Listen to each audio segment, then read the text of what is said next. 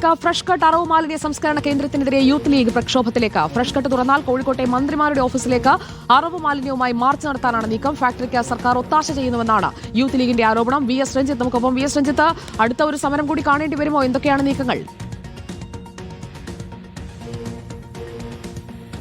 സുജിയ, വലിയ സമരവും അക്രമ സംഭവങ്ങളും ഒക്കെ ഉണ്ടായിട്ടും ആ ഫാക്ടറിക്ക് അനുകൂലമായ നിലപാടാണ് ജില്ലാ ഭരണകൂടവും സർക്കാരും സ്വീകരിക്കുന്നത് എന്നുള്ളതാണ് യൂത്ത് ലീഗിന്റെ പ്രധാനപ്പെട്ട പരാതി എന്ന് പറയുന്നത്.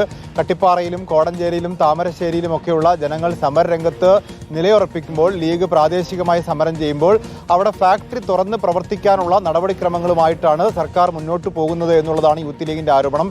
ഇനി അവിടെ ഫാക്ടറി തുറക്കാനാണ് തീരുമാനമെങ്കിൽ കോഴിക്കോട്ടുള്ള 2 മന്ത്രിമാർ AK ശശീന്ദ്രനും അതുപോലെ മന്ത്രി മുഹമ്മദ് റിയാസും ഉണ്ട്. ഇവരുടെ വീടുകളിലേക്ക് അറവ് മാലിന്യവുമായി ഒരു പ്രതിഷേധ മാർച്ച് നടത്തും എന്നുള്ളതാണ് യൂത്ത് ലീഗിന്റെ സംസ്ഥാന ജനറൽ സെക്രട്ടറി PK ഫിറോസ് വാർത്താ സമ്മേളനത്തിൽ പറയുന്നത്. കോഴിക്കോട് നഗരത്തിലെയും കോഴിക്കോട് ജില്ലയിലെയും അറവ് മാലിന്യങ്ങൾ സംസ്കരിക്കാൻ ഇടമില്ല.